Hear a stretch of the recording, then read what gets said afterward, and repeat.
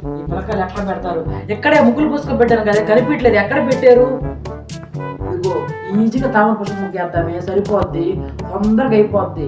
ఈ పక్కన వాళ్ళు అంతా పెద్ద పెద్ద ముగ్గులు వేసుకుంటాం, మనకి ఏమొద్దు. ఈజీగా సింపుల్గా వేసుకుందాం ముగ్గు, తామర ముగ్గు, చిన్న ముగ్గు ముచ్చటిగా వేసుకుందాం, సరేనా?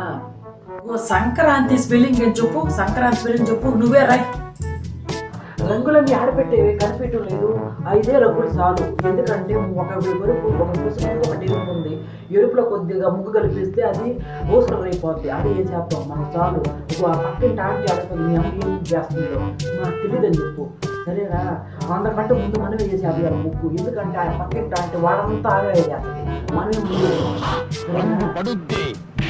ముగ్గు సుక్కలు తెప్పింది, ఏమైనా అర్థం కావట్లేదు. ఎక్కడో సుక్కలు తగ్గినాయా? ఇదిగో ముగ్గు ఇందాక నువ్వు నాతోటే ఉండాలి, నిద్ర వస్తుందంటే కాదు.